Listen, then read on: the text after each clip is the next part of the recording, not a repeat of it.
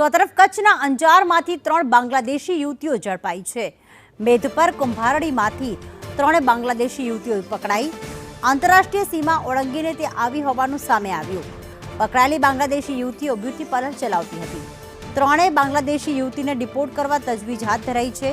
અલ્પેશ અમારી સાથે જોડાઈ ગયા છે। અલ્પેશ, કેટલા સમયથી આ બાંગ્લાદેશી યુવતીઓ ત્યાં બ્યુટી પાર્લર ચલાવતી હતી? કઈ રીતે આખી હકીકત સામે આવી?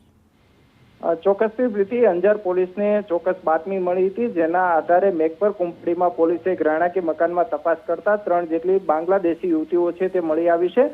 જો કે આ બાંગ્લાદેશી યુવતીઓ છે તે સરહદ ઓળંગીને અહીંયા આવી હોય તેવી વિગતો સામે આવી છે। સૌથી પહેલા તેઓ મુંબઈ, ત્યારબાદ અમદાવાદ થોડો ટાઈમ અને ત્યારબાદ થોડા સમયથી તેઓ કચ્છ આવી હોવાનું પોલીસ તપાસમાં સામે આવ્યું છે। હાલ આ 3 યુવતી છે તેની પૂછપરછ કરવામાં આવી રહી છે। સાથે જ તેને ડિપોર્ટ કરવા માટેની કાર્યવાહી પણ પોલીસ કરી રહી છે। પોલીસ તપાસમાં સામે આવ્યું છે કે 3 યુવતી છે તે બ્યુટી પાર્લરનું કામ કરતી હતી અને થોડા સમય પહેલા જ અહીંયા એક રહેણાંક મકાનમાં તે ભાડે રાખીને અહીંયા વસવાટ કરતી હતી। આભાર અલ્પેશ તમામ માહિતી માટે। તો યુવતીઓને બાંગ્લાદેશ ડિપોર્ટ કરવા આદેશ આપી દેવામાં આવ્યા છે।